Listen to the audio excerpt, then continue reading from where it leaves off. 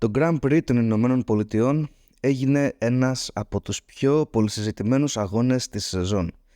Όχι μόνο για τον κυρίαρχο τερματισμό εναντίον της Ferrari, αλλά και για την σκληρή μάχη μεταξύ Lando Norris και Max Verstappen.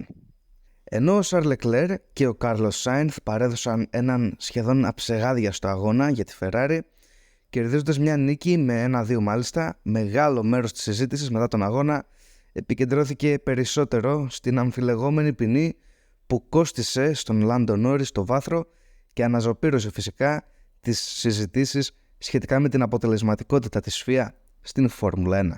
Ας ξεκινήσουμε σχολιάζοντας την επιστροφή της Ferrari στην κορυφή. Η απόδοση της σκουντερίας στο Austin σηματοδότησε μια σημαντική επιστροφή σε μια σεζόν που συχνά επισκιάζεται από την κυριαρχία της Red Bull. Ο Charles Leclerc εξασφάλισε την τρίτη του νίκη για φέτος και την τέταρτη νίκη για την ομάδα συνολικά, ακολουθούμενος από το συμπαίκτη του Carlos Sainz στην δεύτερη θέση. Η στρατηγική της Ferrari ήταν σωστή, επιτρέποντάς της να ελέγξει τον αγώνα από την αρχή μέχρι το τέλος και να απαιτήσει σημαντικές κατακτήσεις στο πρωτάθλημα κατασκευαστών. Ωστόσο, παρά το εκπληκτικό 1-2 της Ferrari μπροστά, το δράμα πιο πίσω στον αγωνιστικό χώρο, ιδιαίτερα μεταξύ του Norris και του Verstappen, έκλεψε τα πρωτοσέλιδα. Η έντονη μάχη μεταξύ Norris και Verstappen ξεκίνησε νωρίς στον αγώνα.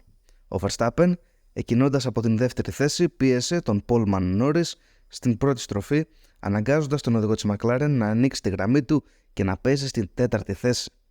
Καθώς ο αγώνας προχωρούσε, ο Norris είχε την ευκαιρία να βρεθεί με πιο φρέσκα ελαστικά μετά από ένα μεταγενέστερο pit stop, επιτρέποντάς του να αμφισβητήσει το Verstappen για την τρίτη θέση με μόλις 5 γύρους να απομένουν.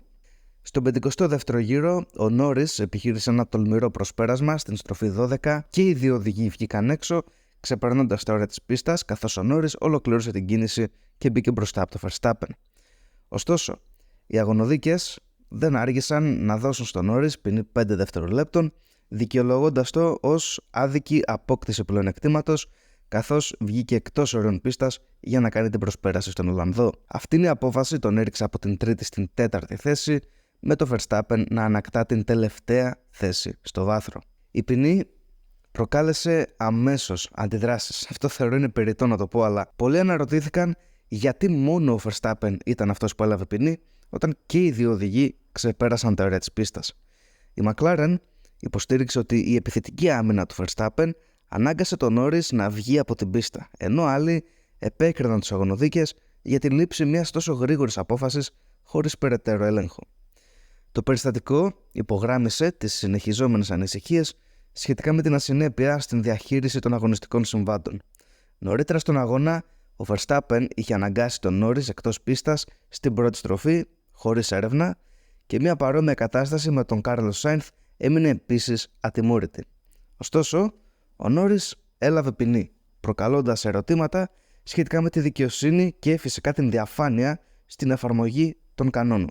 Αυτή η διαμάχη έχει οδηγήσει σε ανανεωμένες εκκλήσεις για αλλαγές στον τρόπο με τον οποίο η Φόρμουλα 1 χειρίζεται τα περιστατικά αγώνων. Οι προτάσεις περιλαμβάνουν μια μόνιμη ομάδα αγωνοδίκων για πιο συνεπή λήψη αποφάσεων και χρήση προηγμένης τεχνολογίας, παρόμοια με το VAR στο ποδόσφαιρο, για να βοηθήσει στην ανασκόπηση βασικών στιγμών κατά τη διάρκεια των αγώνων, φυσικά σε πιο αναλυτικό βαθμό από ότι το replay. Πάμε όμως να επικεντρωθούμε και περισσότερο σε αυτό που μετράει, που είναι και οι επιπτώσεις στο πρωτάθλημα. Η ποινή πράγματι όχι μόνο επηρέασε τα αποτελέσματα του αγώνα, αλλά είχε και ευρύτερες συνέπειες στην μάχη της McLaren για την πρώτη θέση στο πρωτάθλημα κατασκευαστών. Το τελείωμα 1-2 της Ferrari τους έδωσε ένα κρίσιμο πλεονέκτημα έναντι της Mercedes, ενώ το χαμένο βάθρο της McLaren θα μπορούσε να αποδειχθεί πάρα πολύ δαπανερό στη βαθμολογία.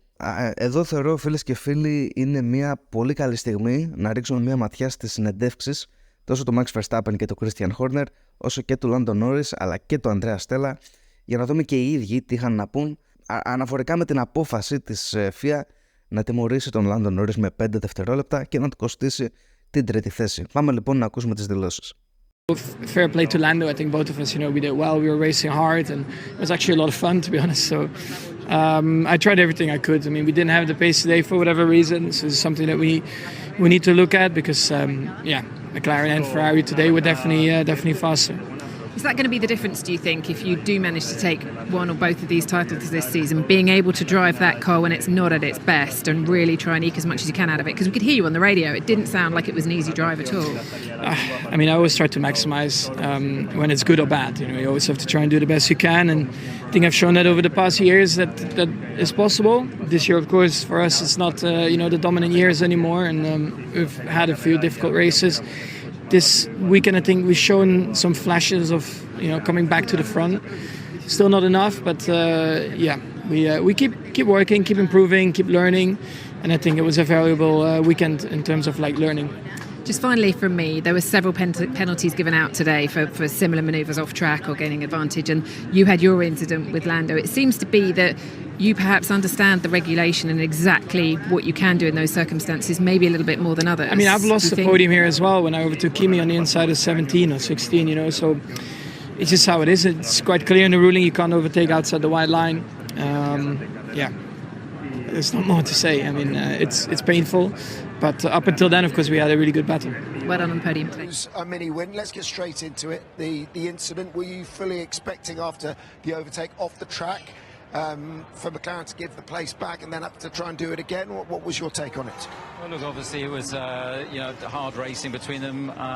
They've gone off the circuit there, and Lando's passed off the circuit, and the rules are very, very clear. So Max was obviously straight on the radio. The race director was pretty clear. You can see he goes out of track limits. That's actually, I think, the next lap. That's at the 12. Clearly off the circuit. So both cars went off the circuit, but but you can't overtake. Well, I know, this is the thing. So it's frustrating for us watching, because it's like Lando overtook him off the track, but then Max went off the track. And it's all about who's in front at the apex, and Max was in front, but is that because he let off the brake at the apex, or he ran them both off track? It seems that your driver just is very good at understanding the regulations, and it's more of the problem that we just need to have a better regulation of what is okay and what isn't. And we saw it with many fights on track in that corner, guys overtaking, putting it down the inside, just driving the other guy off the track. And if it was Monaco, they wouldn't do that. So it's like we need a rule that you cannot push another car completely off the track, and then I think we could have some better racing. We wouldn't have to keep talking about this. Look, I can understand the frustration, but at the end of the day, the rules are the rules. That drivers know that. They're driving, accordingly, and Max was acutely aware that as soon as Lando went over that white line off track and overtook, that's illegal. And so he was straight on the radio. I think before that there was some track limits as well. So there was a whole bunch of things going on at that point in time. I don't think it's totally clear in the rules. That's why it takes them so long to decide what's going on. But what it doesn't take into account is the intention of what's going on, and the fact that you only have to drive them further off track so you can get their exit. Would you agree and think it was fair if there had to be a lane for the car that was alongside of you, instead of going off, staying on track, both cars? Well, look, I think the problem is you've got to look at the nature of the corner. You've got a 90-degree corner there, so unless you change the profile or change where the limit of the circuit is, you're always going to have this argument about what's in and what's out. But you know how far you have to be alongside or past a car going into a hairpin. If you're going to a hairpin and you're even halfway up, you're going to go for the crossover. That's how far he was up on them, on him. And I can't blame Max, because the rules obviously rolled out like they did.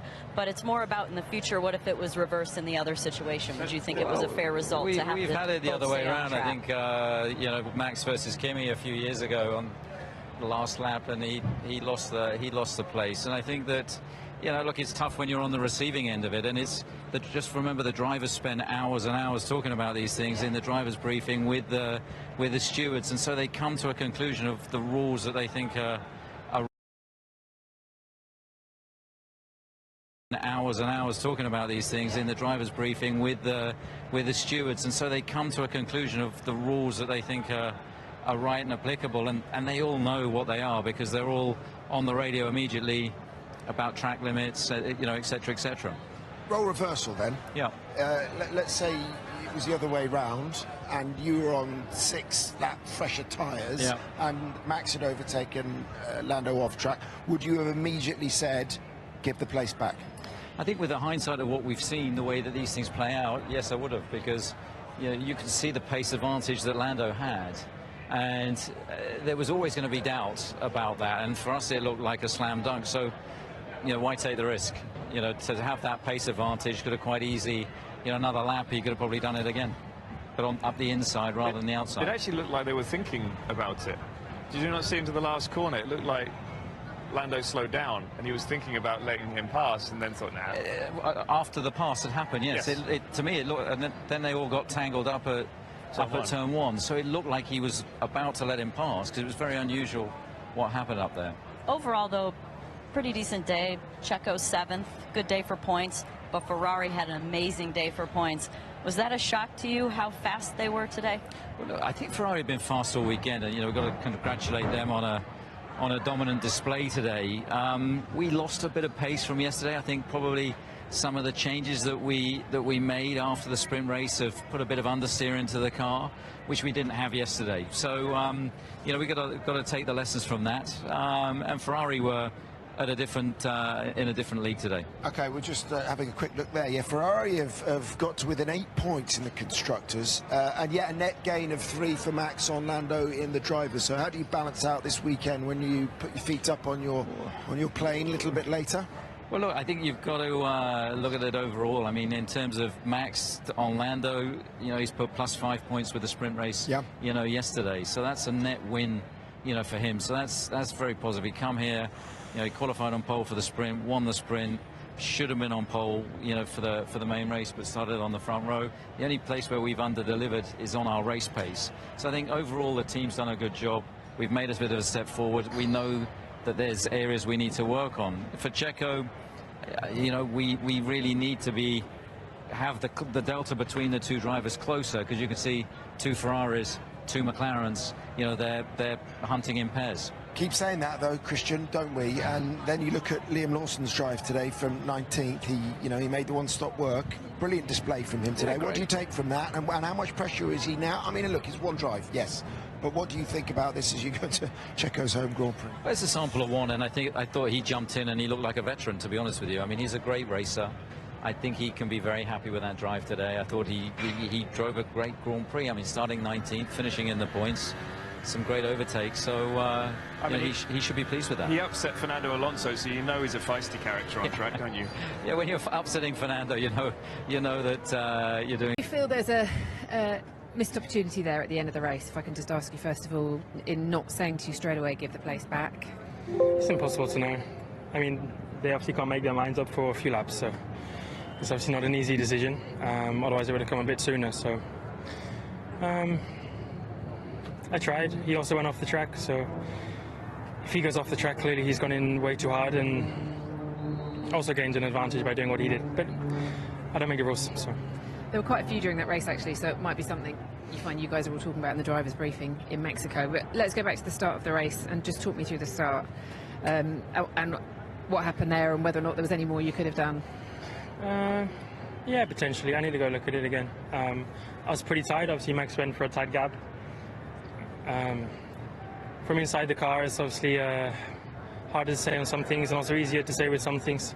He'd obviously committed quite a bit, which is he's got the right to do, but again, he went completely off the track, so I don't know. I need to look back at it. At the same point, he's overtaken by going off track, so I don't know what I'm gonna do. He defends by going off track, he overtakes by going off track, but I'm not going to complain about it. I think Max drove well, he defended well, and we had a good race together, but the rules are the rules. Just finally from me, positives to take from it though, the car looked like it was giving you some better performance today, would you say, or not? No. Only on the hard tyre, the medium I struggled. We were a lot slower than the Ferraris and the Red Bulls, so. No, we probably ended up where we probably expected to be. Of course, I would have liked third, and I think third is where we deserve today, but we still didn't have the pace today compared to the Ferraris, so even if I came around turn 1 in first, I think I still would have finished third. But that's life, and we knew it was a tough weekend from the start. I think we made good progress throughout, but yeah, we need a good chunk compared to the Ferrari. Thank you. Fantastic bit of motor racing. Everybody was on the edge of their seats. A shame it had to end that way. What was your view? My view is that the way the stewards interfered with a beautiful piece of motorsport was inappropriate, because both cars went off track, so both cars gained an advantage.